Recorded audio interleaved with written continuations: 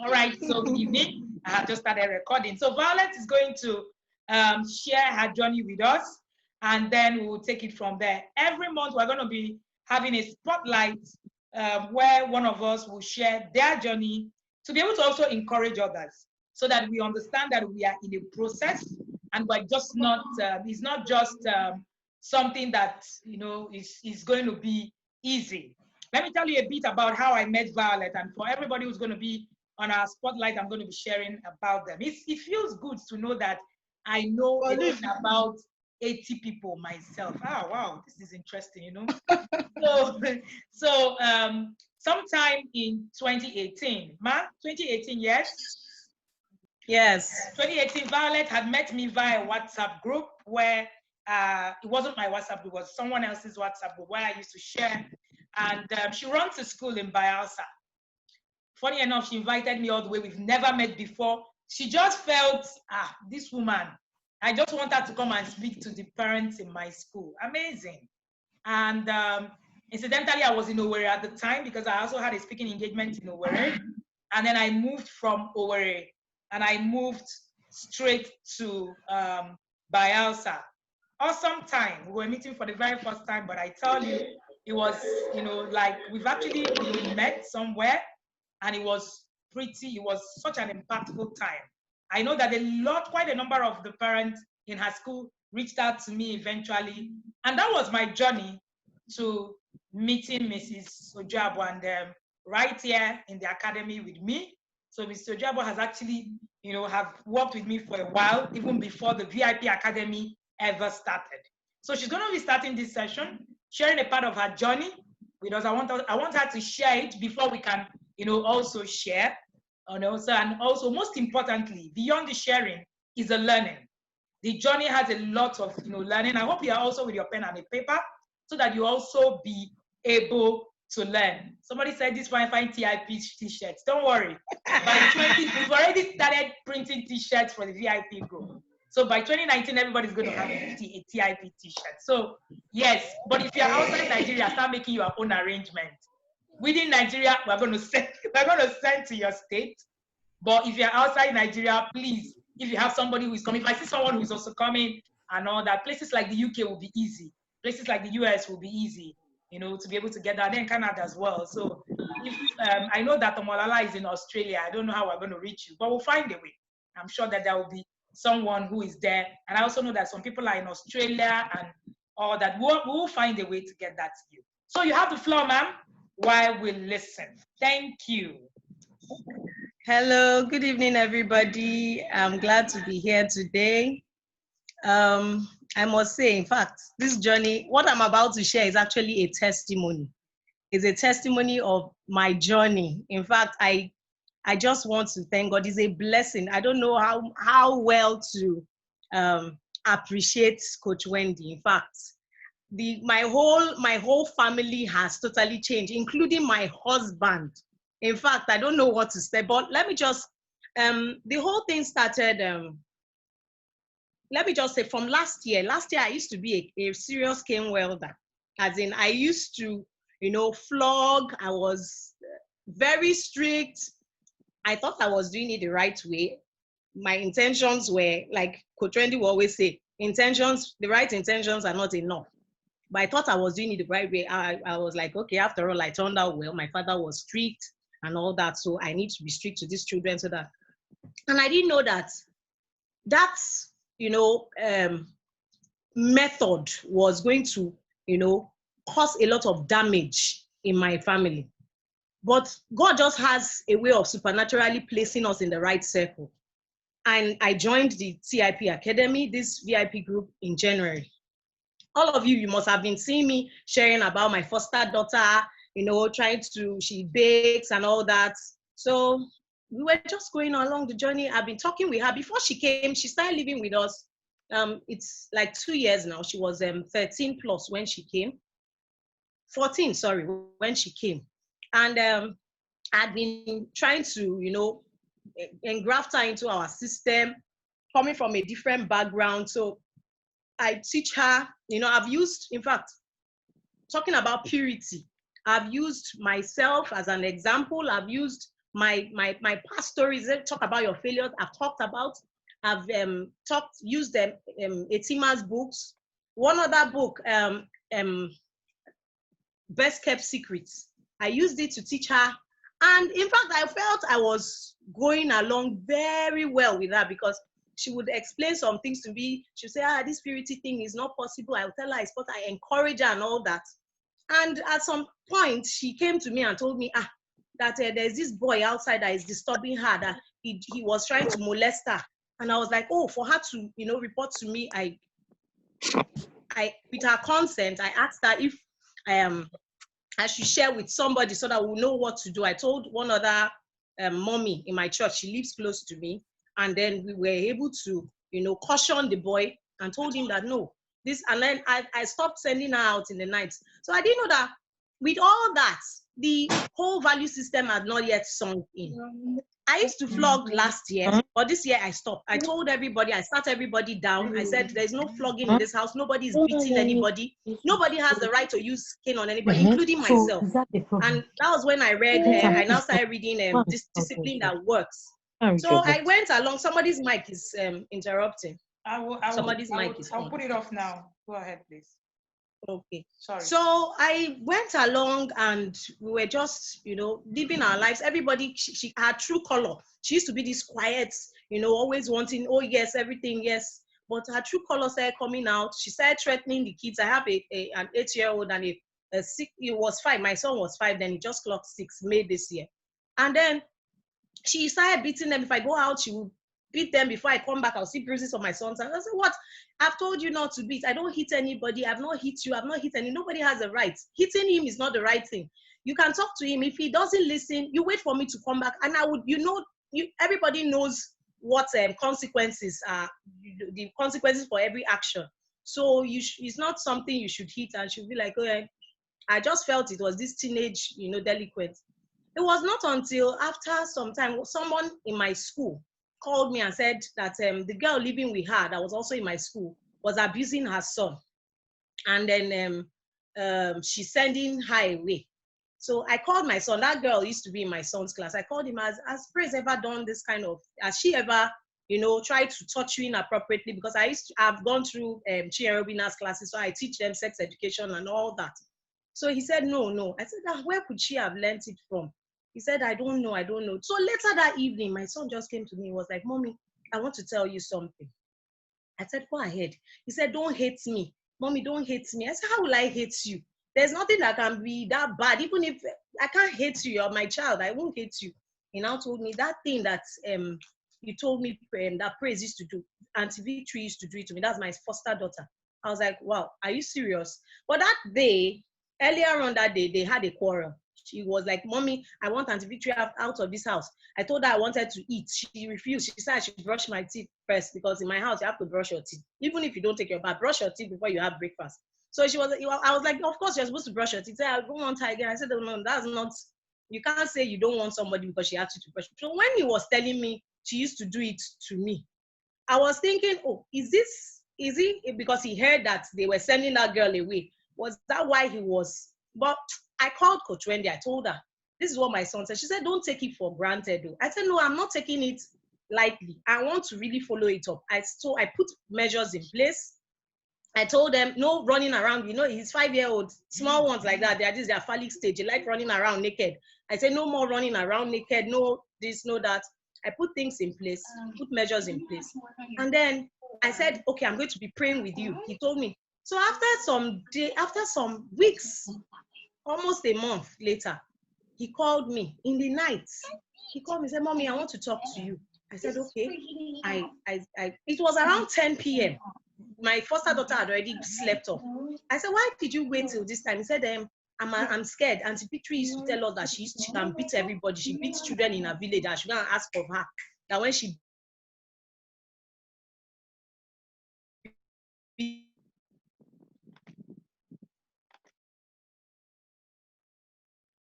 Hello, Violet, or is it me? I think your network is bad.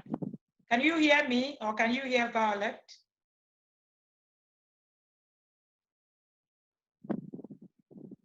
Okay, can you still hear her, or is it me? Can somebody please? It should be your coach. It should be your own network. Okay, thank you.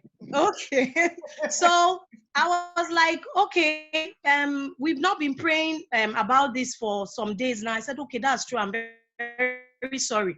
Okay, we're going to pray tonight. I said, but concerning that thing, has she done anything like that to you? Has she touched you inappropriately? Has she, tried to abuse? He said, yes, she did it on Monday. And that was the week Coach Wendy told us to do a food menu. So he told me the day we fried, that morning that we fried pancakes. So I remembered it was a Monday. In fact, I went to my food menu, the calendar, and I saw it was a Monday. And I went out that morning to drop off a cake. I told her to fry pancake. He said while she was frying the pancake, he went into the room and into the kitchen to look at what she was doing. My daughter, that was 8 years old, she was in the toilet. So he went there, he was just looking at what she was frying, and suddenly she came out of the kitchen and said, come out, come out. And he knew what she wanted to do. So he locked himself in the kitchen. He was scared. So she now told him, come out, if not, I'll break the kitchen door. I'll break the handle of the door if you don't come out now. So out of fear, him is always scared of being locked in. So he came out and she said, lie down on the bean bag. And she took off his shorts and then started, as he described, started rubbing, what would I like to say, rubbing himself on his penis. So I was like, are you serious? I didn't say anything. She was sleeping at that time. Hello, can you hear me? I left her to sleep. The next morning, I called my husband that night and I told him. Before then, I had called Coach.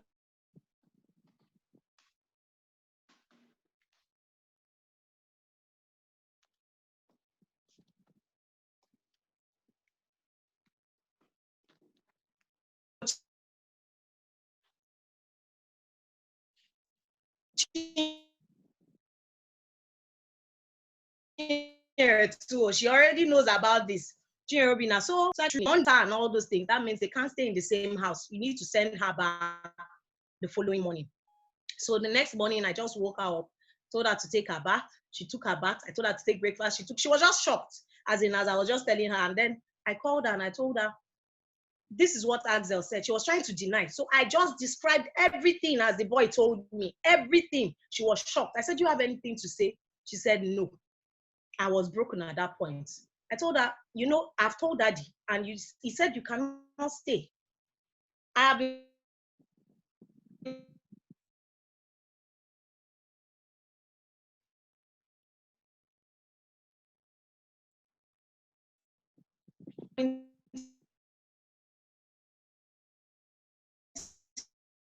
in church. I was not there the time out, but I know. So I'm asking to help you. And then all these things I say will continue praying for you. You follow. And then her parents said we should take her.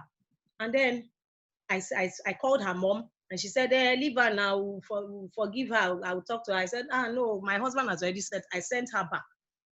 She went and lied and said my son made up the whole story, whatever the case may be. But when I came to my son, I asked him, I said, why didn't you tell me all these things? You know what my son told me?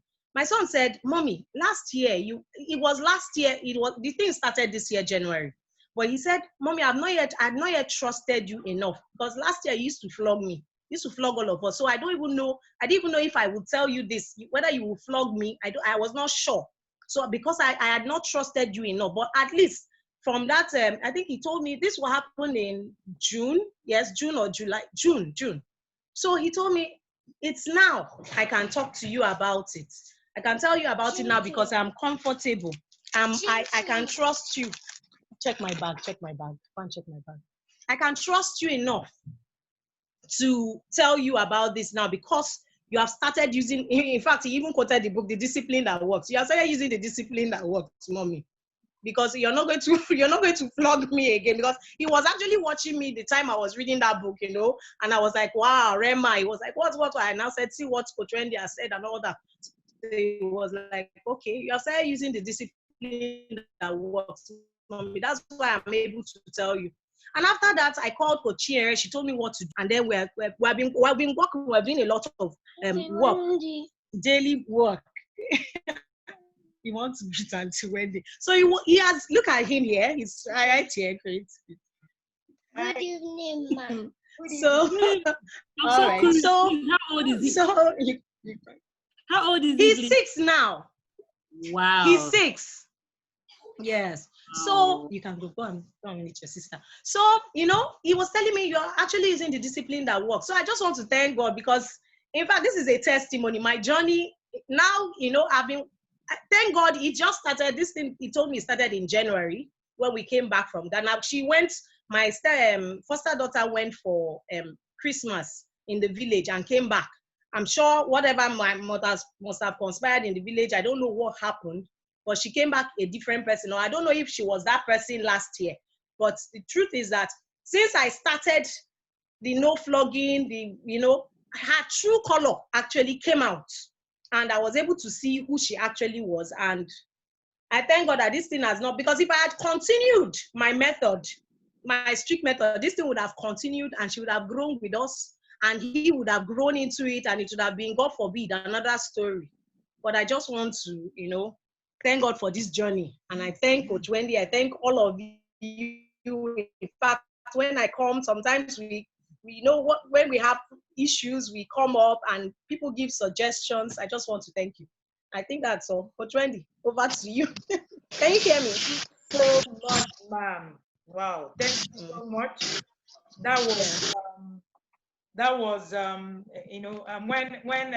Mrs. Violet came to me and said this was what happened. In fact, it was like a long session, back to back, and I said I will need you. I need to begin to put a face, to the story, so that we also begin to understand that these things actually, work, and that it's also a journey.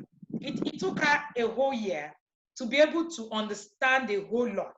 So I see a lot of us, something happens and then, we just say, it's not working, it's not working. We need to understand that this is a journey.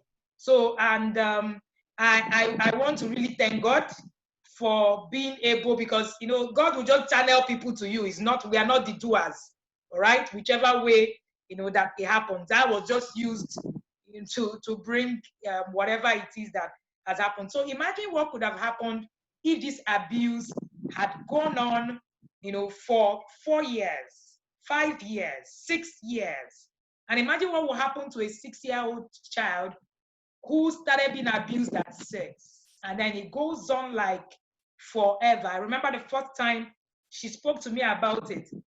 She said, but sometimes the boy lies about some things. I said, no, this is too strong to be a lie. I want you to actually believe him first. Then we'll take it from that other angle. Excuse me. And I want to really thank God for valuable counsel. I want to thank God for grace. And I want to thank God for following as well. I want to say thank you, Mrs. Violet, for allowing me to actually be part of your home. I say something. Oleka is not here. Oleka, my friend, says that I have a piece of her in my home. And it's as if I live inside her house. It's usually very funny when she says that, but really it's a privilege that I don't take for granted, that I'm able to, I know amazing people all over the world, and I'm able to actually lead them by the hand and, help them through their journey. And this is the most rewarding journey that we ever have. And when we say knowledge can set you apart, knowledge can remove obstacles, knowledge can turn around everything. So she might have been dealing, this boy will be molested and then he will exhibit some behaviors. The exhibition of the behaviors will not be that he's misbehaving. It will be the product of what is happening to him. Then, you keep beating him, you keep flogging him, you say, this thing is not working, these children are not listening. But at the end of the day, is it really that the children are not listening? No. Is that we are not also looking beyond, the thing that is happening to our children. And the moment she was able to look beyond it, and I'm sure without using the cane, it's a lot more easier. It's a lot more easier to be able to correct the children. It's a lot more easier to actually say things and they believe you. Which is, for me, most important. So in fact, anytime the first day she told me this story, I was almost in shock. Yeah, I have heard a lot of stories of my journey, but it happened because it happened, I was in the beginning. Most of the stories I hear, I'm usually coming in when the people, trouble has exploded, and then we now start and trying to trace and all that. Because I was in the beginning, even when the suspicion, started. So it's something that we are grateful to God for. And Mrs. Violet Ojabo is our spotlight for July 2020 VIP group. And she has just shared her journey on how she was able to, just by tweaking her parenting, style, and she was able to do magic, so to say, and God was able to use that to do miracle. The gap between your miracle and the result of the miracle is really knowledge, what you know, because God will put you to be able to know it, to be able to work it. So please let us not be learned on our journey to learn what is valuable and what is relevant for our children. It's important. She could have just said, all this one, I need to now go and, learn sex education again. For what? Just because she learned it. See what she has been able to use to turn it around. Again, I want to remind us that this journey is about you and not just your child. It might be your child misbehaving, but it is you. It's you that have the key. You are the one that have the key, and the key to the knowledge that you require for time is actually what you need to turn around everything. So please, people are going to say, oh, why do you think you need to do it like this? Oh, why do all these things that you plan? But when you understand how the journey works, you understand what it is that is required per time, then you understand that it is tougher than we can ever imagine. So imagine that this boy was not just molested, and then he was also being introduced to porn. Imagine what can happen. Imagine the mess that can happen in the life of this young boy. And now, in these days, introduction to porn is just like this. In our days, you can get molested and not get introduced to porn. They are not the same thing. When you get molested and get introduced to porn, is a terrible place to be. So thank you again, Ma. We're so honored to hear your story, and so honored for you to come here to share with us, boldly. And that's one of the things I like about the VIP circle, when we're able to share our journey, when we're able to become vulnerable so that we can learn. I've heard, and so for those of us who are just joining us, we've heard there are times that Nkechi wakes up in the morning and she will rant from that time to like 12 o'clock, and everybody's holding her. No, don't bring out your cane. You cannot at this stage. So we all get to that point, right? But we have all realized that we are all on a journey. If that was where it was the journey that made Etima to say, today I feel like killing somebody, but I'm going to sew humility gown. She was the one that brought it into the circle. And everybody just decided, okay, I think this gown doesn't need a short gown. You need to buy the one that is overflowing so that when you're wearing it, it's sweeping. So some of it, it's just a journey. And the journey teaches you that there's no end, all right? Provided you're raising people, then you're going to be on the journey, and something keeps coming up every day. Before I start off this session, I had someone that I had a session with earlier today, and what we were sharing on was about what was the son was doing presently, and then she needed some kind of counsel. And then when she came to me, I realized that part of the problem was that she was looking at her son with the eye of what happened in her past. Sometimes we don't even know when we begin to do some of those things because we're not conscious. It's not even our fault. Yeah, it's not about whose fault it's it. We're not looking at who is wrong. We're looking at what is wrong. So for us to deal with what is wrong, we need to now go back to go and look at what is wrong. So today, we're looking at part of this, our humility gown, vulnerability, everything. We're looking at our parenting personality. What is your parenting personality? I'm going to be sharing an interesting aspect to parenting personality. I know that what you know is, parenting style, examining style and all that, but I'm going to give, if you're a lover of sitcoms and series and all that, this will make a lot of sense, to you as I share the examples I'm going to share, in this session. So I'm going to use these movies to give you a vivid example. Just like I used Mr. and Mrs. Salt in Charlie and the Chocolate Factory to, buttress the point of permissive parenting. And that, resonated with a lot of people who have, already watched, some of those sitcoms. So today, we're looking at what is your parenting personality. There's something about being a parent that erodes your self-confidence. There's just something about it. And after every decision, there's an indecision. After every, it comes, there's that voice in your head that just tries to second guess you. Was it fair? Especially when it comes to discipline. Should I have done it like this?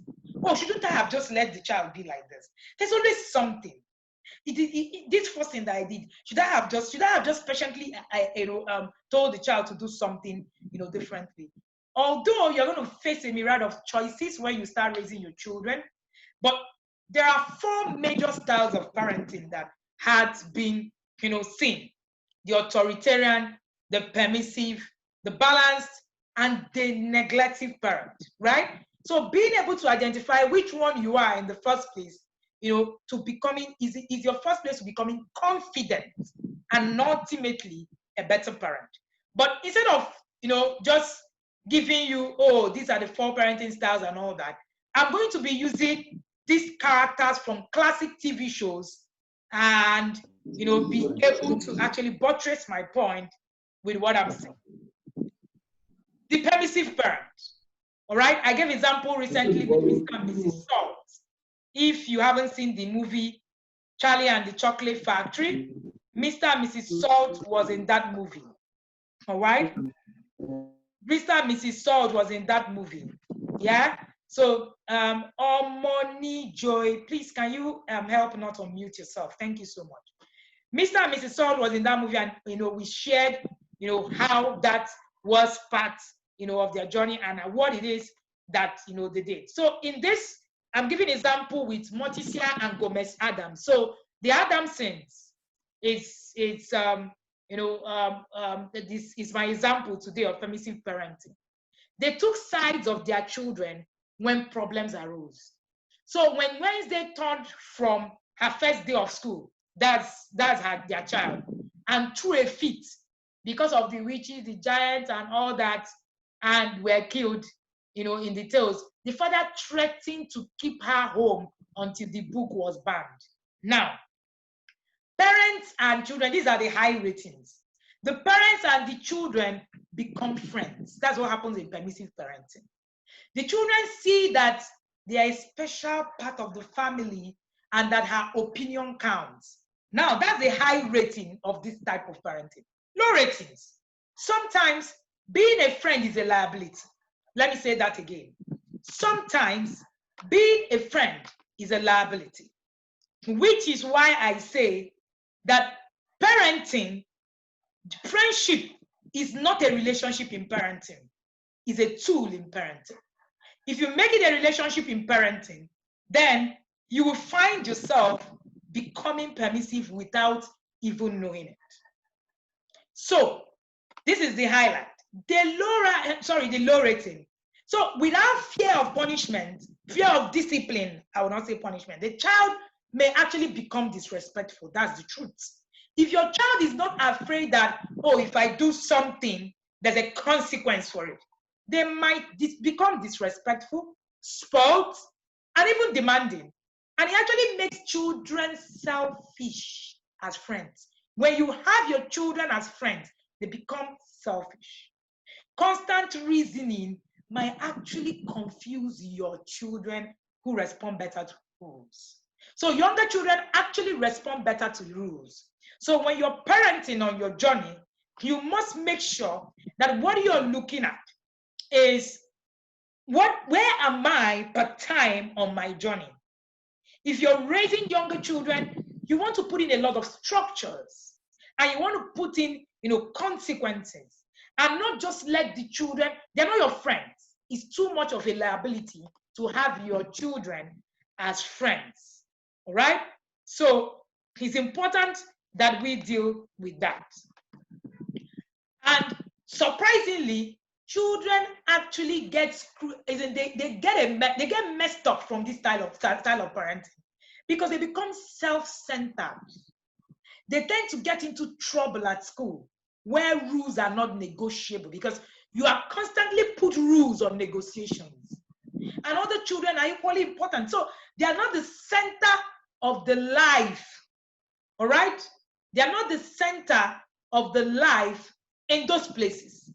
Now, the question you want to ask, I want you to write this down. I want you to respond in the commentary section. Does your child refuse to follow others? I want you to respond. Is this your style? Let us know how you can know if this is your style. Does your child refuse to follow structure, others? I'm so sorry, I was supposed to actually share my slide during this session. Unfortunately, my slide maker, my 10-year-old daughter, couldn't finish up. So, and she came before the class come and say, oh, sorry, ma, she's supposed to be my slide maker. All right, so I can see. All right, yes, awesome. Please let us just be sincere as we're writing. Please take notes. Is negotiation a regular part of your interaction with your children? Now, you need to be careful when you're answering this. Regular, is it regular? Is it every time? Or every time you're negotiating? Every time you're begging? Every time you're pleading? Is it a regular thing in your style of parenting? I'm trying to help us find out, your parenting personality, all right? But when I'm not there, sometimes it will be awesome, okay? And the third question, do you beg your children to comply with you? Are you always begging them, please now, just comply with me every time you're begging? All right, that's question number 3. I hope you are writing in a paper also so that we don't, get confused, so that when we're about to speak, we'll be able to share. Do you feel that your child takes advantage of you? Like you're staying in a place and you're feeling, I think, I am actually begging, you're feeling that pressure, right? You feel your child takes advantage of you. Is it because I see a lot of parents actually come to me and say, is it because I'm not flogging you anymore? Is your child trying to take advantage of you? All right, that's 2. That's the 4th question. Do you and your child ever wear, you guys just want to be friends, you want to just wear matching outfits, you guys just want to do things together, and you share things with your child, all right? You are always sharing many things with your child. Oh, I need to really tell my daughter about this. My daughter is my best friend. If you are in that category, that is a yes. All right. Thank you. Okay. For those of us that oh, my child is my best friend, I don't have a best friend. It's actually an error in itself to say that you don't have friends. If you don't, please, there's a problem with it. Yes, you need to have your own friends. Your children are not your friends, right? Number 2, the authoritarian parents. The authoritarian parent. I'm going to use the Cosby Show. Yes, Claire and Cliff Huxtable. You could argue that there's not too much when you come to all those sitcoms, in foreign sitcoms, you don't see the authoritarian parents. We could also use, some other parent, style in our own kind of system in the sitcoms that we use. But I haven't done a lot of research on the Nigerian soaps, and maybe I will be able to do that, next time I'm doing this class. You could actually argue that that's not, that's a supreme power and all that, where the rules are non-negotiable. In the Cosby Show, you will see an authoritarian tone. I brought you into this world. That was what Cliff, the obstetrician, told the son in one of the episodes. And I can see you out. That's authoritarian. My way or the highway kind of parenting. My way or the highway kind of parenting. All right? All right? That's awesome. I'm seeing the responses in the comment section. So, high ratings. Since the parent is firm and in charge, the children knows the expectations and can meet them. So having clear-cut boundaries creates a sense of security and stability for your child. He will respect the rules, you understand the consequences and all that. But the children obey, but they may not learn. This is the low rating of this type of parenting. Yes, they will obey you, this is almost what everybody had, or what everybody was working on before working on their journey. They respect you. I have been there myself. They respect you, but they're not really learning. Since their opinion is not valued, so your child may never have to think about why something is right or wrong. So this will be about, it's not about morality, all right? It's about obedience. So you must obey me whether I'm right or I'm wrong.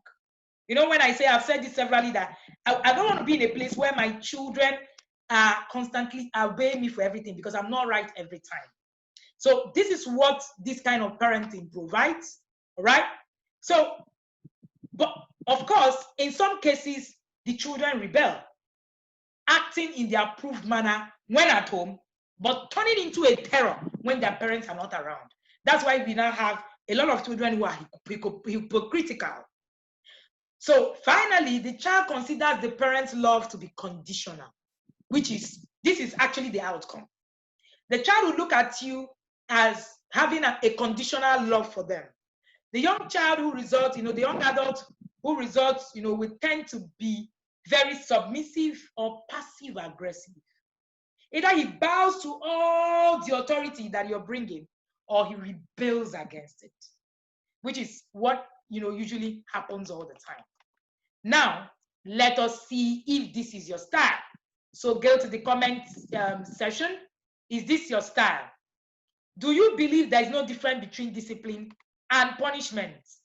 If you're here, I don't think anybody should have that belief, but I'm sure there's still a lot of people who still believe that. Do you believe that there is no difference between discipline and punishment? If you do that, please write in the comment section.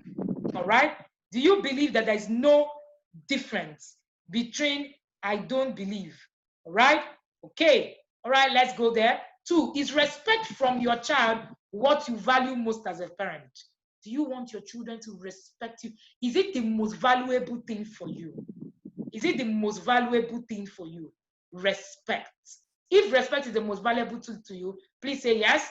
Have you told your children to do something because you said so? Yes, you're going to do it, because I said so. Doesn't matter what you think, and I don't care. All right? Then, have you told your children, okay, so do you expect your children to be seen but not heard? Do you expect your children to be seen but not heard? Your children must be seen, Yes, you're a child, you're a child, you have no say in here, all right? To be seen but not heard. Have you ever used your belt, hand, whatever, keno, whatever on your child? Ngwa, right?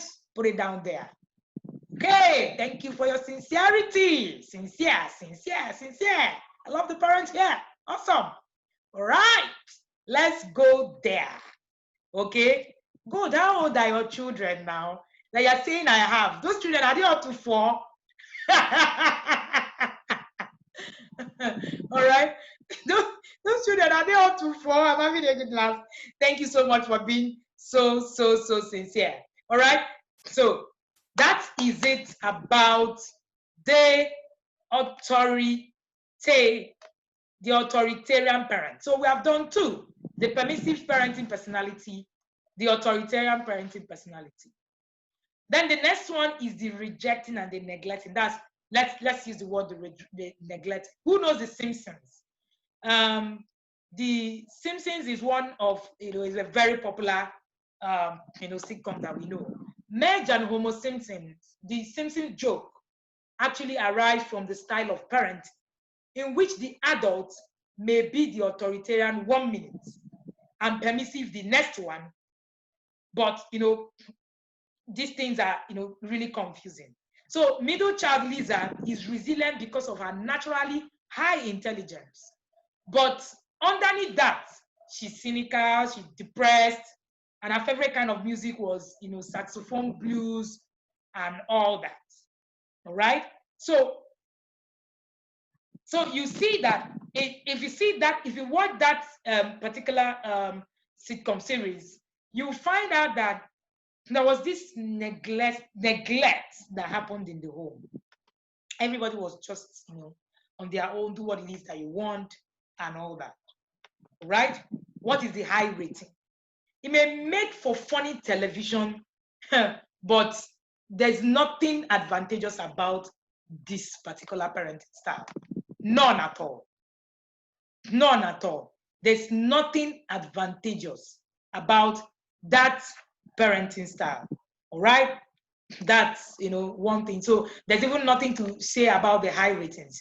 The low ratings, the parents are absent, preoccupied, minimal supervision. They make it more likely that the child will even get into any trouble and even hurt themselves, right? It's more likely that the child will get into trouble, sorry. And when the parent is around, the child is confused and even humiliated. So the child feels like a nuisance. You're feeling this child is just blocking my way, my career. If this child was not here, I would have moved forward. In extreme situations, they may not even receive adequate medical attention, nourishment. And this is a form of abuse, really. And in most cases, neglect is actually emotional. It's an emotional abuse. So without emotional connection to the parent, the child has no model for relationship with others.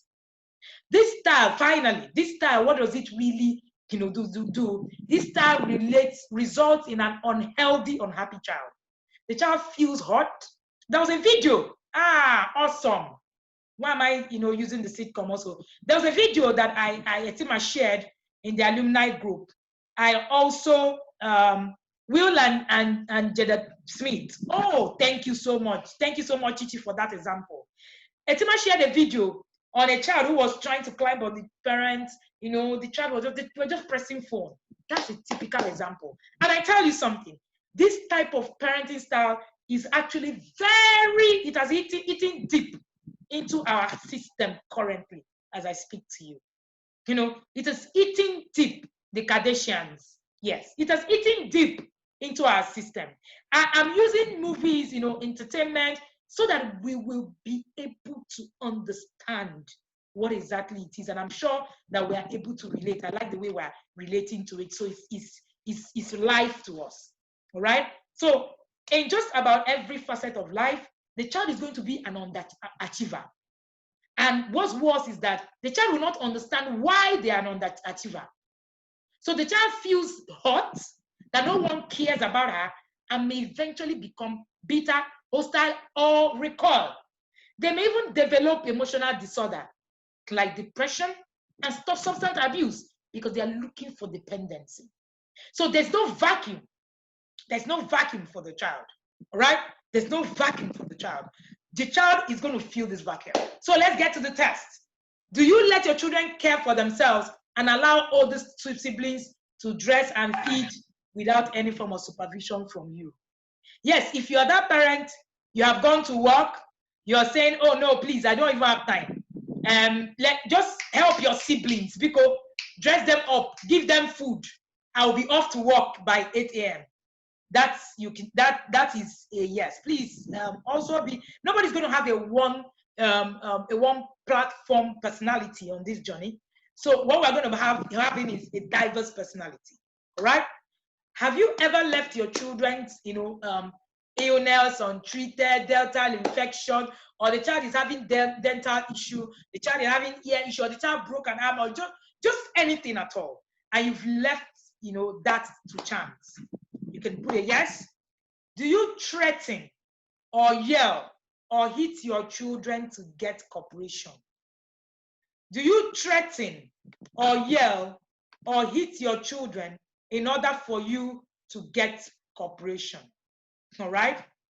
So if that is your case, then that is a yes, or you can put sometimes, like a lot of people are saying. All right? So have you ever left your young child at home by herself for several hours at a time, all by herself, only her, right? No form of supervision, no form of checks.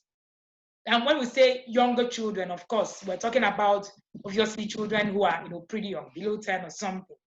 All right. Do you ever find yourself wishing that your child would watch more TV? This is the point.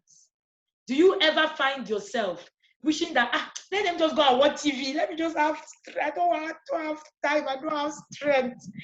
I don't want to have anything. I just don't want anybody disturbing me. Do you constantly put your children in front of a screen so that you can have time? If yes, then that is a yes. All right. So that can, help you rate yourself from that angle. All right. We have had about, 5 questions. We've had about 5 questions in each of the styles. All right. So you can grade yourself 2/3, 2/5, 3/2, and all that. So we get to the last one. All right. We get to the last one. We call it the authoritative parent, or we'll call it the balanced kind of parent. An example is the Cretans of Family Ties, right? They were rational and they were patient. Parents, they are conditioned to accept a few mishaps. So there was a place where someone spilled the milk on the floor, but it was the way it was managed was quite impressive, right? So they were also very disciplinarians, very high disciplinarians. We're going to ground you because you do this. We're going to do this to you because it's the consequences of doing this. Okay? What are the high ratings of this particular style? The popular parenting style, this popular parenting style combines the strength of the authoritarian and the permissive parent. Sorry, give me a minute. Let me plug my power source. Right.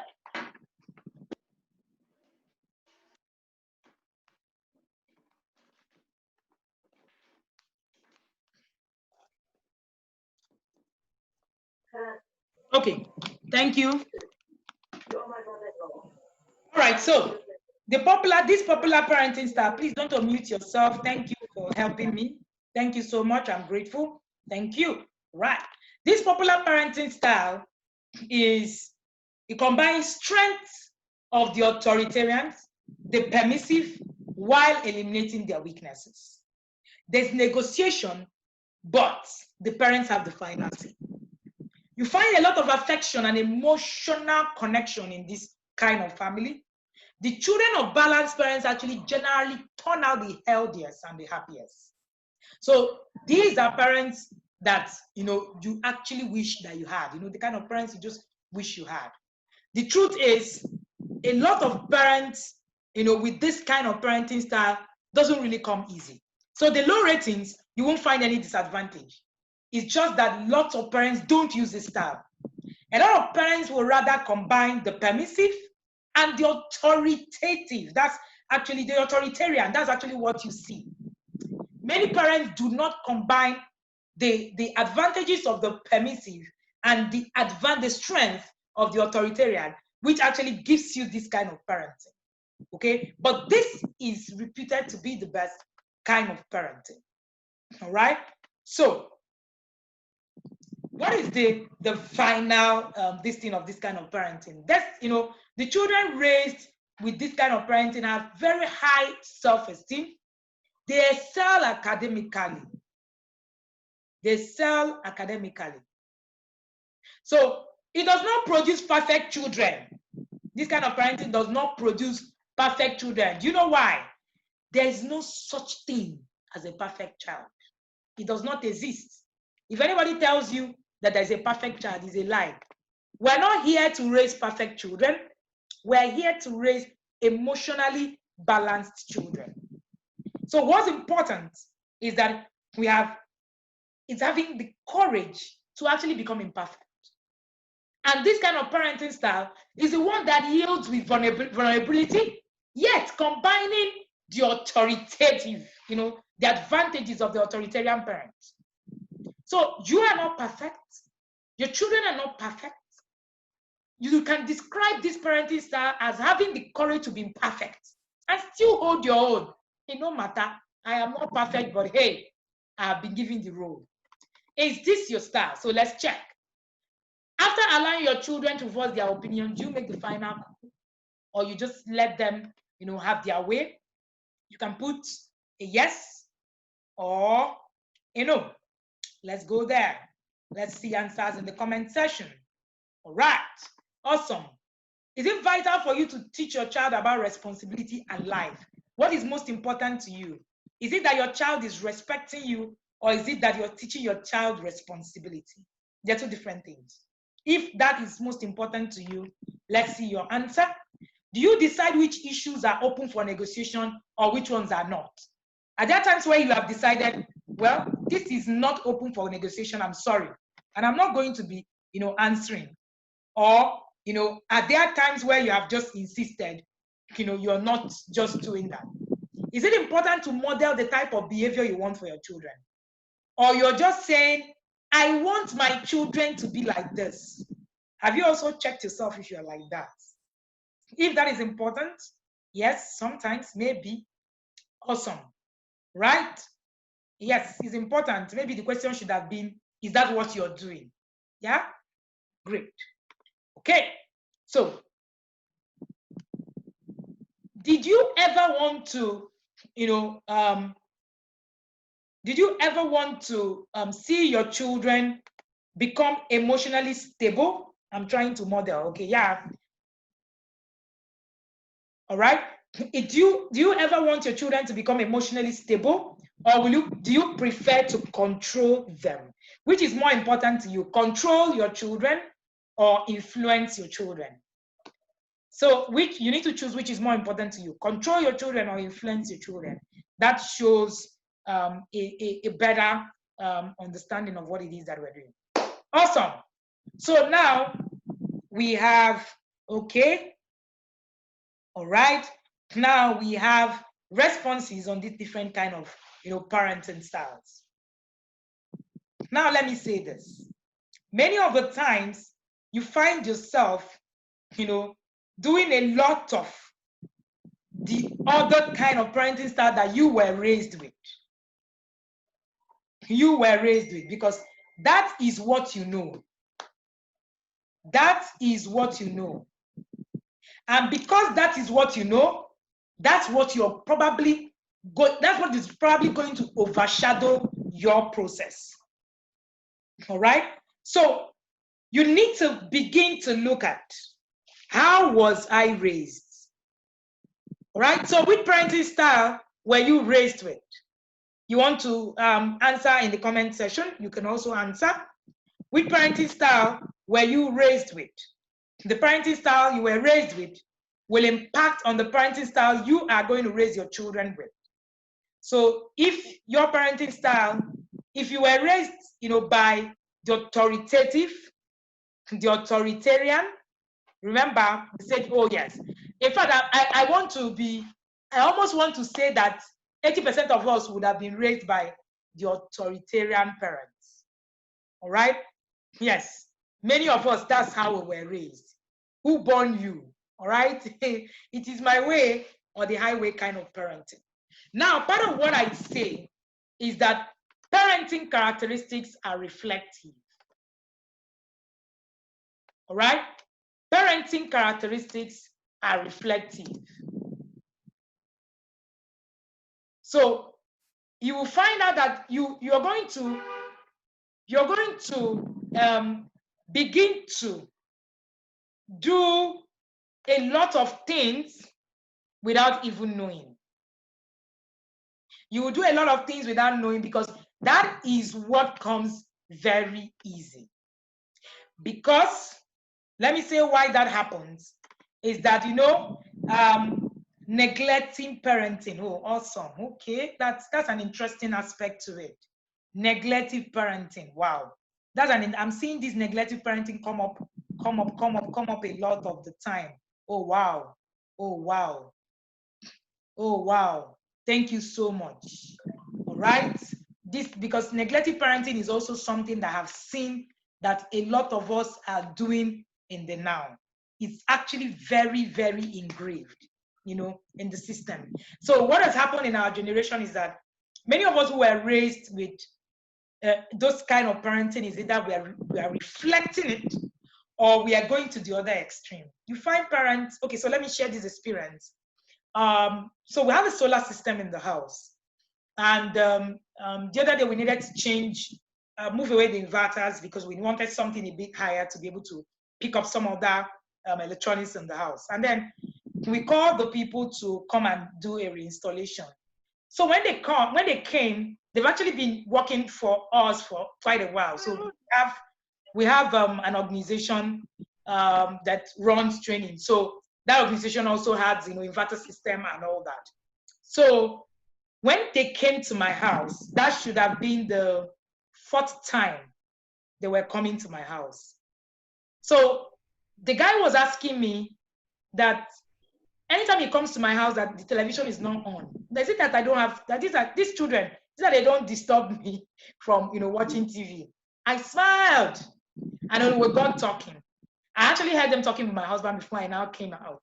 So, you know, they started talking. My husband now asked him, he said, why do you think you need to put on the TV every time for the children? He said, that you know that them, when they were growing up, they didn't see these things.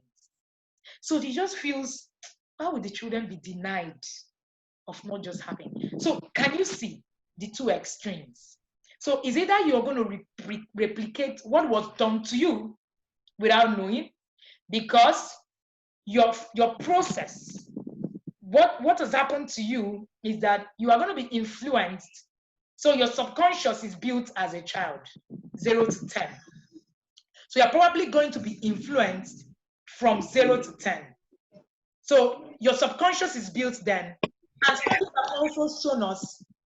have also shown us that our subconscious is where we parent from. So we parent from our subconscious, really, not from any other part. So we parent from our subconscious, and that is one of the things that has, you know, been proven. So a lot of the times we're taking from what has happened to us growing up and reflecting it right in front of our children. All right, I'm going to stop here so that we can take questions. We're going to do another 15 minutes to take questions. I don't want us to do more than an hour. So there's a lot I want to say about the parenting style and how, you know, it affects you from where you're coming from and all that. We did a bit of that. Rita, we were in that class. I think who else was in that class? We did a bit of that on the course Healing from Parenting Hurt, and then we went really in depth, you know, on that and how it affects what, you know, has happened to you in the past and how it's affecting your journey. And for you to deal with your journey today, you need to visit your past. Now, I did not say you need to dwell on your past. You need to visit your past. When you visit your past, you will be able to actually deal with it. Thank you, Rita. You'll be able to actually deal with it. So if you want to do that, you know, deal with what is in your past, you can reach out, and then somebody was asking me if, I think that was earlier today, if we're launching that class this month. I said no, because we're going to do next month, because it takes a lot to do that class. If you ask the people who were there, you need to show up. It's not a class you just say, oh, just go and run it in the academy yourself. No, we actually do it, you know, live sessions. People actually get back to their world before now. And, you know, many people had to cry. You get to a point where you are actually seeing a lot of things, you know, reflect in your past, and seeing how it has affected your present, how the inner child has been wounded. All right. So it's not something that the August timing doesn't even give us the time to be able to run that class in August. So we'll have to move it to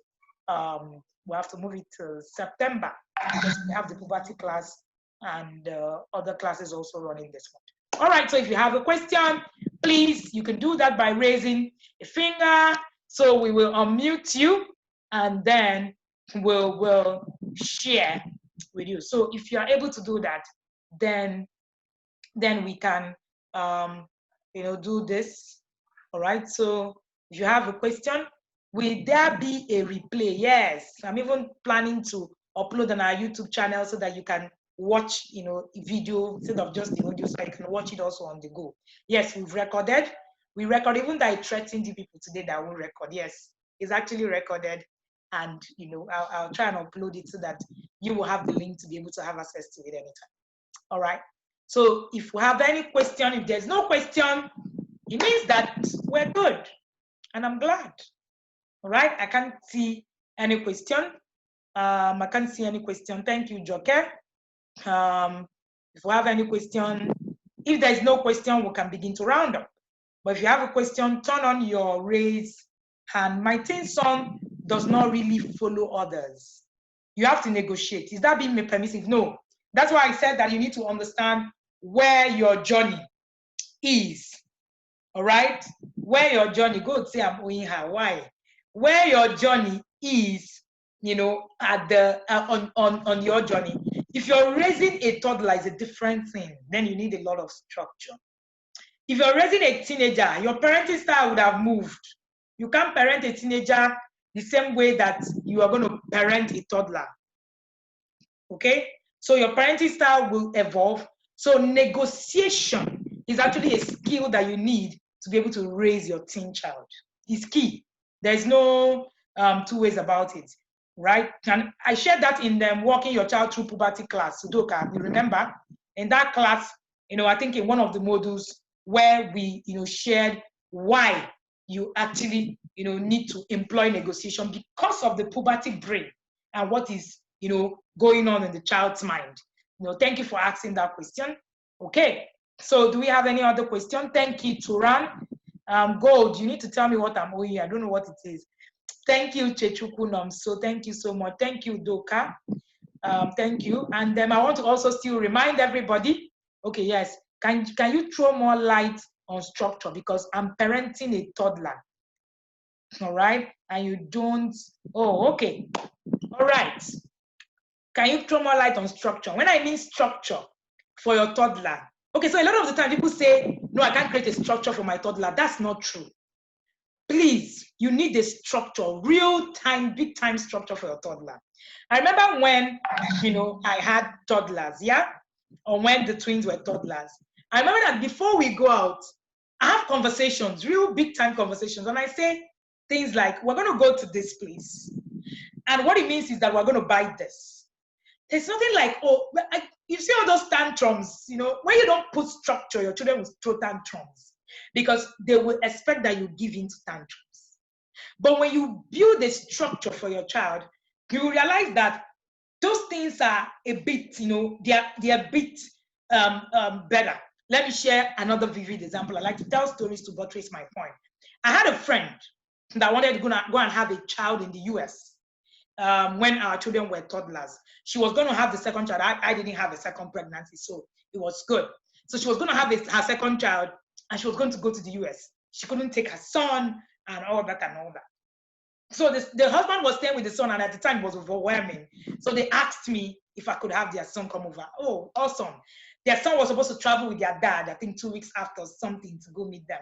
So he came to my house for those 2 weeks. In those 2 weeks, this child doesn't sleep till 12 midnight. It was about 3 or so, 2, thereabouts. There was no structure. There was no consequence for any kind of misbehavior. Everything goes. This guy will actually come to the sitting room, sit down there, and poo. It was maddening. At some point, I was, what? Wow, are you kidding? It was crazy. But when I started to find out about what has happened in the home, the mom stays up till 12 midnight watching Nigerian movies. And of course, the son also stays up. She was a stay-at-home mom. The son also stays up with her. So there was no structure for the boy. In 2 weeks, he had learned how to use his potty. He had learned how to sleep by 8. How can you sleep by 12 in my home as a toddler? How? Even my preteens cannot even try it. He has spent, he has learned how to, build. So the mom, when they went to the US, the mom called me and said, what happened to my son? He's so together. So when you put structure for your toddler, it helps you. And this boy used to throw a lot of tantrums. He would just throw them because he had his ways with tantrums. So the first 3 days with him was tough. By the time we started instilling a lot of structures, and I was consistent with it. I said the father, had to come to say, what happened? In fact, he came to my house one of those days and was asking me that, please, he wants to see his son. I said, he's gone to bed. He came around 9. He said, are you serious? My son never actually goes to bed, that. So you want to actually create these structures, and I hope this helps, all right? Tima says, if you cut your teens some slack, all right? If you cut your, I want to read that question. I don't know why it's jumping. Okay, if you cut your teens some slack and you don't for the preteens, are you being permissive? No, why? It's you're using a different style to be able to raise, do some stuff with your teenager. However, I would think that if you're going to raise your teenager, there's some kind of standards that have been put in place.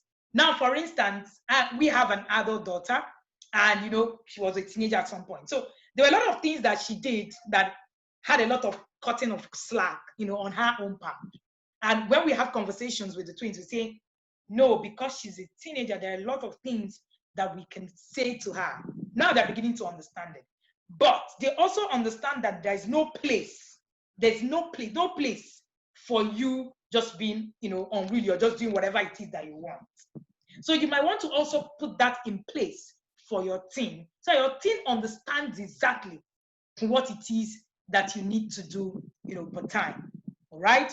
I hope that helps. I don't know. All right. Thank you, Simi. Okay. All right. I think consistency is the key word with toddlers. Oh yes. You said that everyone needs a friend. Please, how best can I sell this to my preteens? Okay. Blessing, I don't understand what you mean. Everybody needs a friend. Let me explain the little that I can. My children know that I use friendship as part of our tool. Yes? But they know my friends now. They know that there are conversations that I can have with them. In fact, I remember today, I think a few days ago, they were like, oh yes, your friend, so and so. And then they called the person's name. I also know their friend. In fact, I made it a point of duty that my children will have a circle on their own, and they will create those circles according to the value system we have built. And I've looked at their friends, and I've looked at how they've chosen their friends. I'm impressed as at today. So you will want to create, because your children, when you say, oh, my children are my best friend, oh, they're my best friend, nobody can be my friend, oh, I don't have outsiders. I see people say that on social media. I don't have outsiders as my friend. Oh, my children are for your own mental health, your own mental health security. Please get someone, be valuable enough to make friends that matter. Be valuable enough to make friends that matter. So yes, you need a friend. I don't know what that question means, if I have been able to answer. All right. I think there's a question, a question that is up here that I haven't been able to see. The messages are just dropping and dropping. All right. I can't see that. All right. Aside consequences and negotiation, what can be done to a preteen that doesn't like doing chores? Joke, a preteen that doesn't like doing chores. What do you mean by this? You know that laziness is part of what the puberty brain does. Were you in the class? Yes, you were. Laziness is part of what the puberty brain does to your child. You need to help your child create structure, and you need to insist. All right?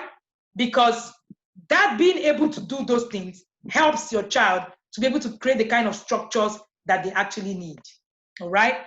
My toddler is strong-willed, defiant, never willing to take instruction. You give instruction, she looks you in the eye and says, I won't do it. This afternoon, she spoiled my earpiece and my sister asked her to kneel down. She refused to obey. This is a regular behavior now, and it's really frustrating. Ayomide, the worst children that you want to, can I help with Blessing's question? Okay, who is Blessing? Okay, all right, I can, okay, let me finish. All right, the worst thing that, okay, I didn't, I didn't understand some of the things that that question was about, but okay, Tim, I would let you speak. All right. So the worst thing that you might want to do to a strong-willed child is to actually use force. Then now also, you also need to understand that toddlers will, many toddlers who are strong-willed are actually they're not so easy to handle. So I want you to come from the place of, empathy for your strong-willed child. And then build the place of building choices as well. Not choices that can make her choose. Were you in TIP annual conference? Awesome. I will recommend one class for you. Dealing with toddler tantrum. Go to our YouTube channel and go and look at Celia's conversation on it, and that will help. All right? Okay, all right. I think I said she doesn't want to speak. Okay, she said, could it be, I'm trying to read, she's a complete introvert. Okay, are you, Blessing, can you help us speak? If you help us speak, that might help me understand what you're saying about your team. That question is not very, very key, all right? So Blessing, I'm unmuting you. Please share with us what exactly it is that your question means. I didn't get it clearly. But for us, those of us who are raising toddlers, you need to put up a structure. You need to put up a structure, all right, for your toddlers. Put up a structure is your game changer. The moment you do, in fact, the number one people you need to put up structures for are toddlers. The moment you do, you find out that your parenting journey becomes a lot more easier. All right. So Blessing, I don't know why Blessing is not speaking.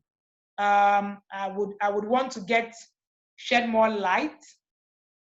Or could it be, okay, Tima is saying, could it be that your preteen are more locked and never get to mix with others? Or she may be able to help, or may need to help them make those friends. Okay, I really don't understand. Blessing, please speak to us. Thank you, ma'am.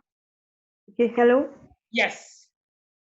The point is not, I don't really, okay, my preteens, they're a set of twins, boys. Okay. But right from childhood, I can never pinpoint any child that they can call their friends. The closest children they can call their friends are their cousins. In all the schools they've been to, no one. Presently, they're about to enter into secondary school. But if you mention the idea of friends, it will just shut down the conversation. I don't have any friends. I don't want to have friends. I've been asking them what the problem is, but nothing. They just say they don't want friends. They want to be alone. I can't place a hand on it. What's your social system? What's the social system that you run in your home? Do they go out? Do they relate with people? So far, I don't think we have a social system, let's say. Just school, church, back home. That's where it's coming from. So you need to deliberately build a social circle for your children. It's important. Being able to understand social intelligence is one of the game changer tools for the Gen Z child. Most of the Gen Z children are not going to be socially fit to run the system in the world. The ones who are able to will awesomely stand out.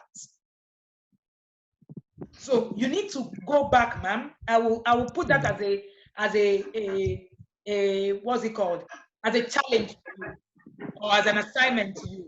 Go and build a social structure, or discuss further with me and tell me what is built around your home. Is it fear?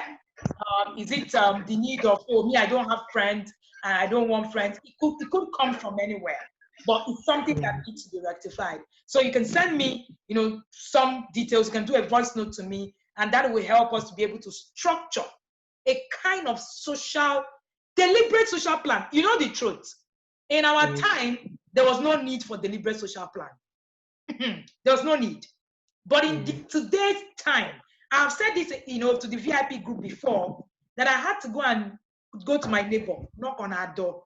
And I said, she has children who are about same age with my children. And I said, please, madam, we will need to work together. These children, need to be able to play together. You know, we created a plan where the children can actually play. So you want to create a system, you want to create a plan that works. Then amongst my friends, we've also been able to create a system for our children to build social, base. It's important. So I would like you to reach out to me so that we can build the structure around that. Okay, thank you very much, ma'am. All right, ma'am. All right, I can see that Rita's hand is up. Yes, Rita. Okay, good evening, coach, and everybody. It's just a quick response to Blessing because I feel her. I had same challenge with my son. You know, for his own, it was quite difficult because he didn't speak on time. I would say, like, you know, he started really communicating at 5 years, and I was really worried, but he picked up. Yeah, so he wasn't making friends. So because it was even difficult to communicate with kids his age, you know, his social skill was really quite poor. I had to be deliberate. So one of the things I did to kind of force him to come close to kids in his class was to be in his class. So sometimes I close from work, I go to pick him, I sit, you know, with his friends in school. I'm like, hey, you know, like gist with them, play with them. So because he's used to me, you know, so because now he sees me in his class and I'm playing with his friends, you know, he becomes excited. So initially, the first day I did it, he was pulling me, you know, let's go, you know. But I insisted. I was calling on his friends, you know, trying to take pictures with them. I kept doing it, you know. After a week, you know, we come home, I'm like, what up, Siseng, you know? And, you know, after a while, I see him. Every day he comes back, he's telling me this, he's telling me that. So now he has learned to really mix up with people. So like Wendy said, truly, it's our social skills or our social life that affects our children. I'm a culprit. I have not changed much. My job is not even helping, you know. And then unfortunately for me, most of my friends, our kids are not even same age. So they can't even blend, like if we bring them together. Yeah, so but the deliberate thing I've tried to do is to ensure that in his school he bonds, then in the neighborhood, like in our compound, I insist on them going out in the, you know, downstairs in the evening to ride their bicycles. And now I see the neighbors bringing down their children, you know, because they are outside. So I sit on the balcony, I see how he relates with the children, you know. He's still struggling. He's still struggling to understand some of their behaviors, you know. Yeah, so I watch him and I come back and yesterday I was telling him, I was like, see, if you really want to have friends and maintain your friends, then you must learn not to express your anger each time. You know, you're always getting angry each time you're playing with your friends. You know, like, you know, so I think you can be deliberate. We know the best that you can do. Thank you so much for sharing that, Rita. Let me say this. Last year we were in Paris, right? So every time we go to a particular country, we tell our children that you don't come back home without making a friend. It's a deliberate attempt.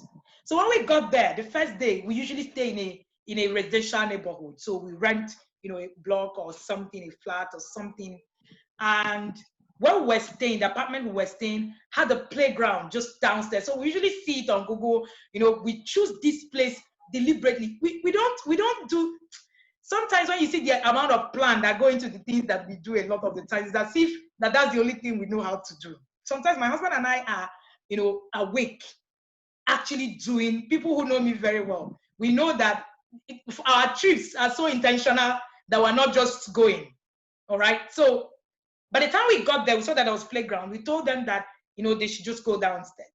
You know that these children don't speak English, they speak French. But do you know that my children began to speak French? All right? They began to speak French. Oh yes, Etima knows. Etima said, you're not just going to shop. No, I go with a lot of things in mind. What do I want them to learn?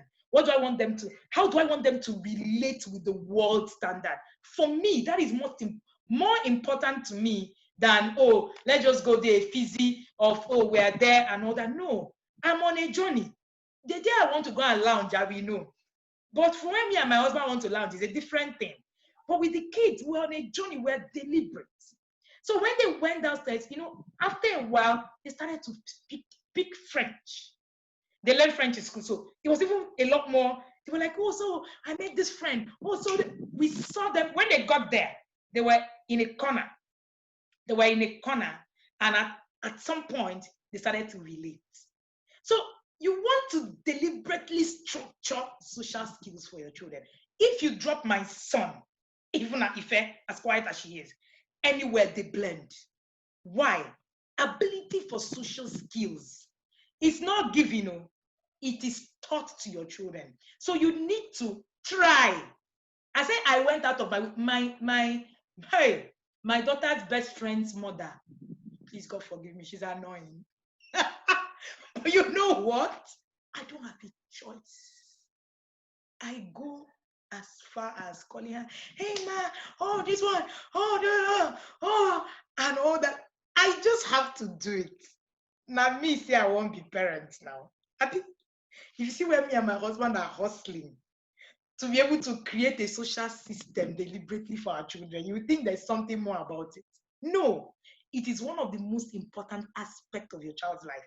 If your child does not build social skills, your child will never create wealth. It's very important. Your child's ability to create wealth is actually almost directly proportional, interpersonal skills, almost directly proportional to their social skills. So you want to deliberately sit back and begin to create a system.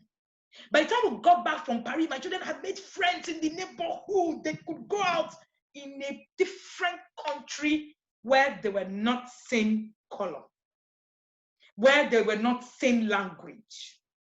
So you want to, structure for everywhere we see ourselves, we drop intentionality to the end, to the core, which is one of the reasons why when we travel, visit places like libraries, massive libraries, and you're wondering, museums. When you travel abroad, you don't see Black people going to museums.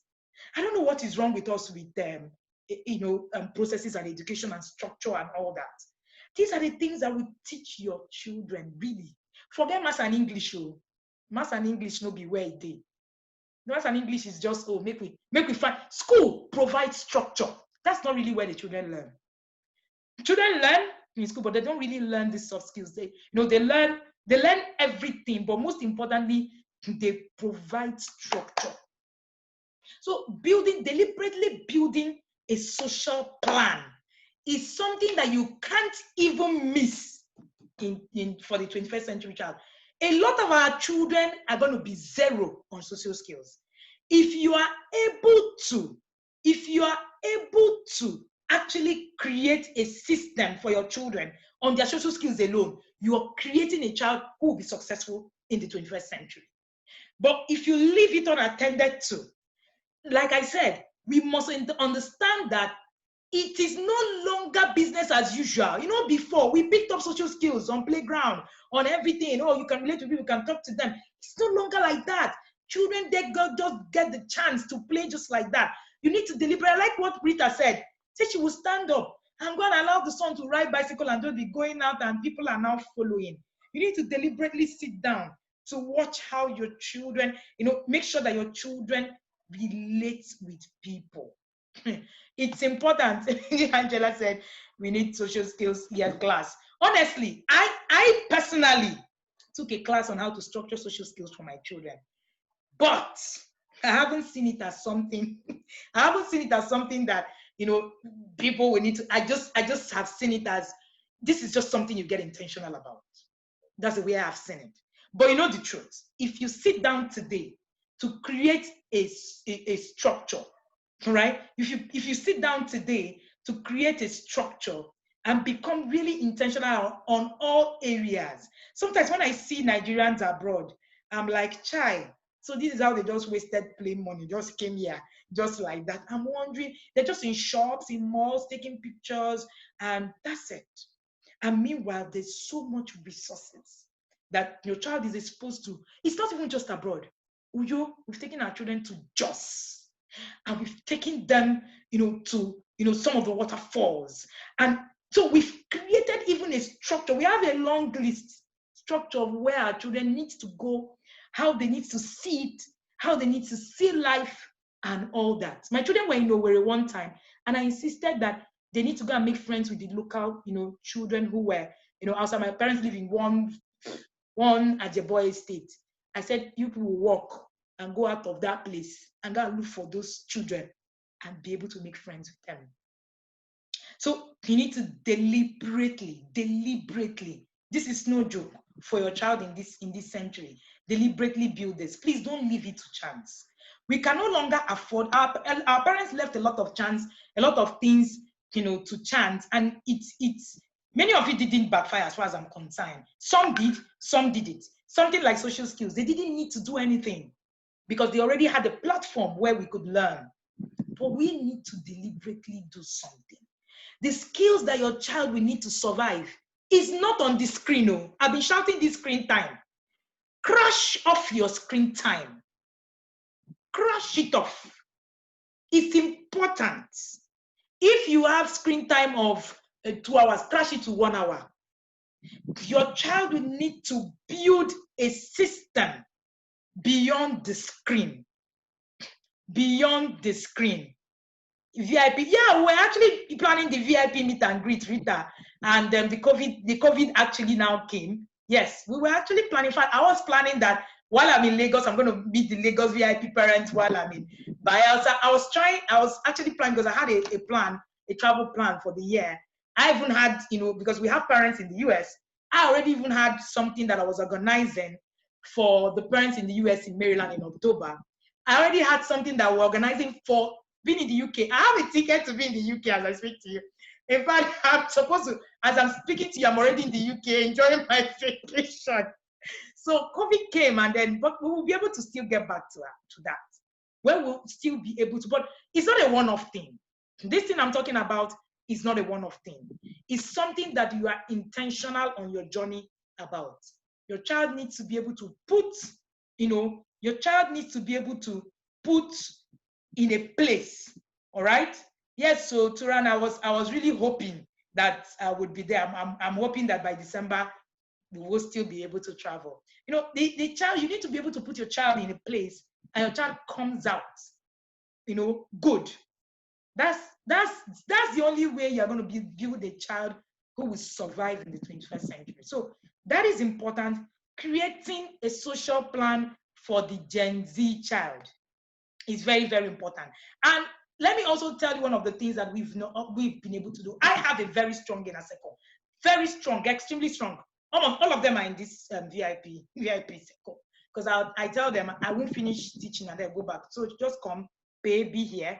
It's easier for me, all right? And they understand, many of these things, and we're able to create a system, really, a system that have actually been able to help our children on the journey. So as I'm teaching, we're following, we're implementing, and they're seeing right, why and how, we're able to do this. So we need to create a social plan for our children. It's important. In fact, the COVID didn't even make it any easier. It's very, very important. And teach your children how to make friends. See, make it a lecture. You don't understand. We have a whole slide. You need to see when me and my husband, ask Etima. When children come to our house, we create slides, PowerPoints, where we have sessions, we cook food, we have fun, we are learning. We have time, plenty of it. Plenty of it. We created a slide and taught them how the friendship circle, and how it works. The other day, my daughter came to me. Her best friend is writing a book. She's also writing a book that we're going to put on Amazon. Stories for kids. Whatever, Bella and another story, something like that. And she now said, oh, do you know my best friend is also writing a book? She sent it to me. Now, it made me understand the value system that we've taught them on when they are choosing their friends. So you want to also teach your children how to do that. Like I said, no stone left unturned. I want to finish this job. I'm not doing it for anybody or for perfection. No, trust me. I want to finish this job. When I go to heaven, God will ask me, so what have I said? Hey, God, I came dancing. It doesn't even matter whether the children, because it's not about perfection. I will come, as in I came dancing. I did this job. I gave it my all. So And then your children will also watch you in how you build your own social structure as well. How are you also building your own social structure? That is also very, very important. How are you also, building your social structure? Chinyobina said she wants internship in Abuja. All right. That's fine. You can come. How are you able to build, social structure? So for yourself, do your children see you and the kind of friends that you have? Yesterday, we still had a session in my home about creating the right kind of friends. Creating the right kind of friends. And, we talked about it and we cited examples. My husband said, can't you see the kind of friends that I have? He named them. Oh, Pastor Matthew. Oh, my best friend in the UK. Oh, this person. He named 3 people and my children could resonate with the kind of people. They've been in all these people's houses. So they could resonate the kind of people that are friends. I named my own friends. They could resonate. So I was taught how to make friends by my dad. You can't find me. I've never been able to be found among foolish people. Never. From primary school. Never. Never. So you want to deliberately teach your child how to actually do that. All right? So that's one thing that you want to do. My daughter is an extrovert that messes up so easily and she always wants to lead. How do I go about it so that it doesn't affect her? Just direct her, create a value system that helps her to know who she can, be in her circle, who can be in her circle, and who cannot be in her circle. It is important. Value system. See, forget controlling your child on what kind of friends they will make. Forget it. Create the value system that works. And when you do, it becomes so easy. I'm going to share this story as I round up with you now. When I entered the university, I was quite young. Something I preach against till tomorrow. I was about to turn 16 when I entered the university. And, when I got there, I saw this group of girls, flashy looking, nice girls. And they were the first people I met on campus. And I joined them and started to follow them. I liked them. Oh, they were babes, that kind of thing. See me now, small girl. I was just, feeling fly, following them. We snap pictures with, university babe. The thing was just shocking me. Meanwhile, I was in medical school. These people were in FST, food and nutrition, this one, that one. Do you know, I've gone 1 week, 2 weeks, 3 weeks. And I realized that these people that I'm following, they've never discussed anything about book.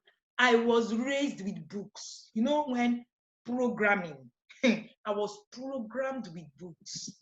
So when I have conversations with you, if you're my friend, you will know. If you don't read, I feel like there's something wrong with you. So when I have conversations with them, I was expecting, which book are you reading? What is it talking about? Nobody ever said that. I had a problem. Immediately, I realized that, okay, these people are not in the same class with me. Their value systems are different. Immediately, I changed my own system. I just walked away on my own. And I remembered what my father told me. You must not allow people drag you into the kind of friendship you don't want. You make decisions on who you want to be your friend. I walked and I found the kind of circle that I wanted as friends. When I left school as the best graduating student in my department. My friends left as the best graduating students in their department as well. So we were like a pack, this kind when people see you. And what made it easy? It's not command force, no. It was just value system. I wasn't even remembering what my father was saying, make friends. I just remember that my value system does not gel with these people's own. It's as simple as that. So create a value system that works for your daughter. All right, Amara? That's what you need. Create a value system that works for your daughter. Let your daughter understand what is acceptable, what is doable, but don't force it.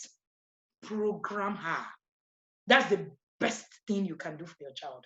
Programming and deliberate. Just be silent and program deliberately. Your child won't even know that they are being programmed. So you don't even have to keep saying it. I've so programmed my children on the kind of friends that they can choose that when they talk about people in school, I know that my job is finished. I don't need to do, you see that particular course on them, I'm done and dusted. My report card is out. And I have it with me. So you want to be able to actually get to that point. So programming is the word. Program, your value system engraved. When you see the report card of the kind of friends the children are making, that tells you, am I programming enough? And when you get to that point, then you begin to now know what you can do differently. Program. See, the time you're using to chase and force people to do what you want, use it to program. You want your children to read, program. The way I've programmed my children, the other day, my son woke up in the morning, carried the novel. I said, child, what have I done? No, what is this? Why must somebody wake up in the morning, you just carry one book and be reading? Program. Why? There are books littered everywhere. TV is not the first point of call, not in my home. Program. I'm not shouting everywhere. Oh, you mustn't watch TV. Program. When you program, you will have peace. Intentional parenting is about programming, really.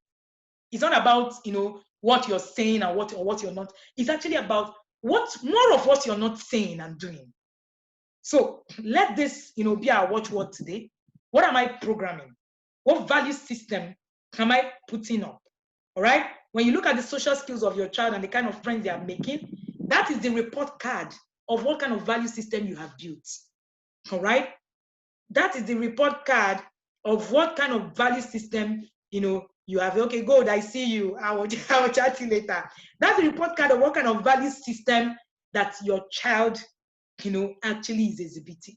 And once you have that report card, that's it. That's it. That's what you need. And as you're seeing it, if it's not what you want, please continue to reprogram to what you want. We've come to the end of this session today. And I hope that you learned something today that will help your journey as you're hitting it, closer and closer. All right. Rita says, my son they are 5 in their class. Do you think that will affect his social skills? Well, there are a lot of things that I would like to say about building social skills that time will not permit me to. All right. But one thing that I like to say is that when we look at our structure in parenting, people who know me here know how far I go when it goes to choosing a school for my children. I look beyond book. I've said it before. So social skills is important. Where a child is an only boy in a class, and then it might be difficult for him to actually cope. So you might want to find a system, either a club, a coding club for him, a whatever that helps him. All right, whatever system that helps your son. Part of why we moved our children from a particular school where they were is because our social plan didn't fit into that school. So we moved them. That's how much planning we actually have in front of us. All right. I really want to create something, a course on how, I've been putting up a whole structure into your parenting. I haven't even had the time to, a whole structure into your parenting, and all that. If you have a social plan and you go to the school, the kind of school our children go to aligns with our value, aligns with our social plan, aligns with our religious plan, our Christianity plan, aligns with our journey, our soft skills plan. It was difficult for me to find, but you know the truth. If you put that into planning, put that into perspective, there's a lot of things that you find. Do you know that 2 days ago, I was telling my children's proprietors that I'm missing school more than my children. That's how much fun that the school provides for me.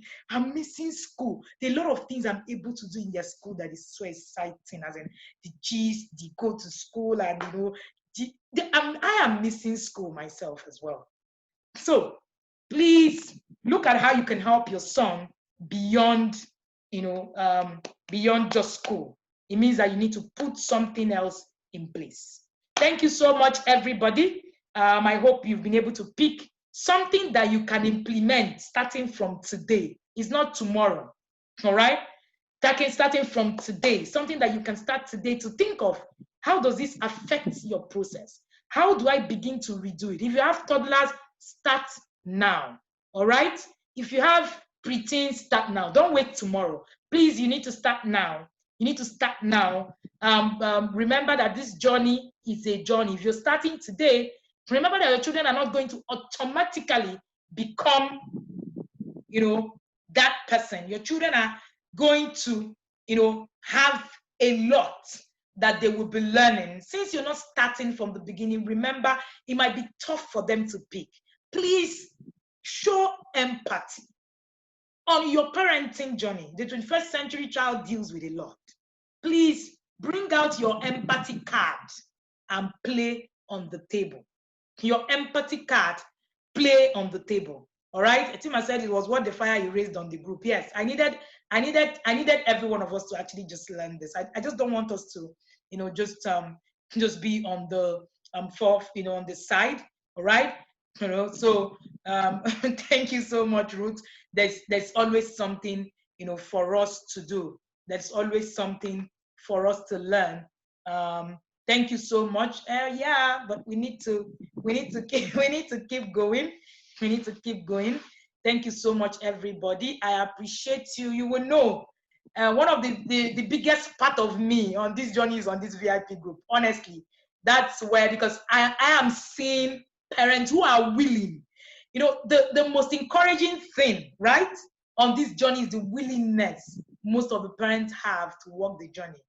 Beyond the, oh, you're on the journey. No, it's the willingness, the ability to say, I want to really learn. For me, that is what is most exciting. And that is what is, most encouraging for me being, part of this whole system. I see parents who are churning out. I was telling someone recently, and I said that during the TIP conference, it was the VIP group that understood what exactly those coaches were saying. A lot of people were just shouting Rema, Rema, they don't understand it. But I know that this group of parents understood this Rema in itself. The Rema, the fire at the TIP conference was understood by the VIP group in every facet of it. So I didn't need to come preach, come say, you remember when this person said, every single one person had a Rema and they understood that Rema. So it's not for, if you're not really walking this journey intentionally, a lot of the things that I say will not make sense really to a lot of the people out there. But because you're dedicated, you have decided to take this one journey at a step. And again, congratulations to the children who went, who did the public speaking. It was awesome. I could see parents who were really deliberate to be able to, push this out and all that. You don't want to say, somebody say, oh, I met a parent in your VIP circle, and in fact, I just want to join. How many people that have been out there saying, we just want to follow, on this circle? People here, they are the real deal as far as I'm concerned. When it comes to TIP, they are the real deal that understand that this thing, whatever I do every day, accounts for what becomes of it, tomorrow. Thank you so much for allowing me to be part of your life. Because as far as I'm concerned, it's as if I'm so much, a whole as a part of your life. Thank you so much for always following. Thank you so much for implementing. I have a problem with following and not implementing. Etima is here. When you do that, I feel like, are you guided? All right. So, but I've seen a lot of us put in so much to make sure that we're moving from one place to another. Thank you again for every one of you who reaches out to me almost on a daily basis just to say thank you. Some just call me and just say thank you. Thank you for every one of you who reaches out to me to say thank you for the things that they do, and also to trust me to share every other thing that is not parenting. Some people call me and say, this is not a parenting matter, coach, but you are that one person that I want to talk to. I'm so honored and grateful to be part of your journey. It's something I do not take for granted. Thank you so much for being here. Chinyere Obinna, you say you have a testimony. Oh yeah, share with us. Let's close with your testimony and go home. Thank you so much, everybody. Thank you, the VIP parents. I really, really appreciate every one of you. And I honor you all for being part of us. Right, so we have August and we have Maintain Your White. Maintain Your White is written by Etima Ume. We chose that book so that we can look at how we can structure purity in the system in a life like this. Purity is not something you live by on the table. Etima Etima is there. You know, I keep saying that I like to create a system, and I like to be intentional on many of the aspects. I've looked at the purity plan. The purity plan needs me to hire somebody to come and do it in some aspects. I have I've gone that far. I've looked at my friends around and I say, you are the purity coach, Chungwa, let's come and do this. All right. Thank you, everybody. Etima, yes, I'm reporting you. Please, everybody should get a copy of Maintain Your White from Etima Ome. I have read that book severally. In fact, I'm part of the journey of that book, and I can tell you that it will mean a lot if we are able to get and understand, what that book has written. And we've seen how books has helped us. If you're not reading, please join. And if you're not also joining, remember that there's a consequence. Yeah. There's a consequence to not, completing all the things that you have done in the school of parenting in our school. If you don't, you will go to level 1. We already have 50 parents waiting on the waiting list for level 1. So it's okay. You can join them and repeat the class. But if you don't want to repeat the class, please follow. All right? Follow, and make sure that you are able to complete your circle. You will be viewed on it. Thank you so much. Soft skills. Oh, Rita has answered you. Destiny, soft skills, social skills, financial skills, interpersonal skills. They are soft skills. We're talking about hard skills and soft skills. Hard skills are whether you want to go and learn math, English. Soft skills are those ones that look emotional intelligence. They're all part of soft skills. Thank you, everybody, and do have a good evening. So yes, we'll upload and then give you a link to be able to watch a replay. My testimony. Okay, sorry. Thank you. Go ahead, Chinyere. Share. Good evening, everyone. Good Happy evening, New Month. Chinyere. I wish you the same. It was when you were saying something, I just remembered what happened, and I said I was going to share it with the parents. I forgot, So talking about intentionality, no matter how small, no matter how little, efforts we make, we see the result. So today, we all went after the morning prayers, in church as first the new month. We all went to the farm. My husband just started a business, So we all went there to work today. My husband, my children. And one of our connection tools in July was money, financial skills, right? Are you there? Yes, we're here. Okay. We're listening to you. Teaching the financial skills, okay? It was a very, very practical class for my children and I. So I taught them, I showed them my mistakes. In fact, it was so it was an open practical class. I showed them what I used to do at a particular time, how I put my money in percentile, and the results, that I was able out of my savings to, get my book out, to write a book, and if I hadn't done, and then I told them when I stopped doing that, now look where I am. So they were all looking and, they were so interested. So I began to tell them how to make money, that you must have something to sell, value to give, and money will flow in your direction. And then the conversation went on like that. So for example, my son has been saying that he wants to train his own chickens, you understand, so that he will sell. So I gave him an example that you don't have to start big. You can just buy one breeded or brooded chick from your dad, and then you train it till when it's full blown. Then you sell it. Then out of the money, you buy another one from him, and so on and so forth. So that was how the talk ended. So today, what happened today? While we were there, he was there telling his dad that his dad is owing him maybe 1,000 or 2,000 naira.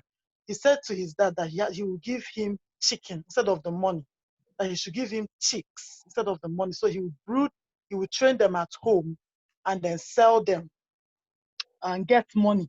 And then with the money, he's going to buy another one from him and then from 1, you will buy 5, and then you will buy 10, you will buy 20, you will buy 50. That's what he was telling him. You know what my husband said? He said, that he thought he would say that once he sells the brooded one, that he's going to use it to buy toy or buy clothes or buy shoe. I told him yes. I was like, oops. I was like, yes. So I thought them. I thought I told him that's what I taught them. He said he thought he was going to say, oh, once he finished selling this, the first one, that he's going to buy this particular favorite toy or this particular this or this particular that. My husband was wild, So I said, I was like, you see, there's nothing like teaching. Sometimes I forget, but today I was just meditating on the whole thing. I said, even when they make mistakes, it's telling you teach again. Even when they do so, even when they, oh my God, help us. Even when they do something wrong, it is telling you to teach something. But when we now beat them, it closes up that part of our mentality that says teach. And we just feel we have solved the issue. I was just thinking through it, but sometimes we are so busy and overtaken by our emotions and everything. I'm just, today I said, So parents, please, let us, in fact, after the conference, I just have two things. At the beginning of the year, from one of our connection to, it was pointed out to me that I'm supposed to concentrate for my daughter. I'm supposed to concentrate on her self-esteem. Yes. I don't know if you remember that. Yes. So it looked like, oh, see, all these things you have written, this is what you're going to focus on this year. And I got distracted. So during the conference, Irene Bangwell now said that the very first thing we are supposed to teach our daughters is identity. So that's related to self-esteem, And in our book, after our book, Bringing Up Boys, I asked, there were questions that the man ended with that we should ask our children. So I wrote down those questions and asked my daughter, who are you? She said, I don't know who I am. So plus the conference, I remember now said the very first thing you should teach your children is identity, their self-identity in Christ. So that's just what I've taken up now for this next month. I'm trying to draw up a curriculum, to draw it up, to teach them, even if I'm able to achieve identity and then responsibility, those two things. I mean, I've gone far. So, I mean, God bless you. God bless you, everyone. Thank you so much. Thank you so much for sharing that, Chinyere Obinna. Please, one thing that I will leave us with today is that those daily tools that we do is not for, oh, let's just do them. It's for you to identify some of these things that she has been able to share, and then we are able to do this. I think recently something happened, and it was Rita that we were saying, something happened. He said that the son said something, and we said, please go back, to your son. Your son needs to learn something that he hasn't learned. Please, the process, the everyday, connection tool helps us to be able to get our children and learn what it is, the missing parts, and begin to implement the missing part. All right, as usual, you guys have made us do 2 hours right here. Okay, well done, Una try. Thank you very much, everybody. I really do appreciate you all. All right, the fee for this webinar is 10,000 naira per person. So please pay. Thank you. Thank you, everyone. Thank you so much. So good night. See you again and again. Thank you. See you again. So good night, everybody. Good night. Good night, Barry. Good night, Etina. Good night. Good night. Coach, it's good morning here. It's not good night.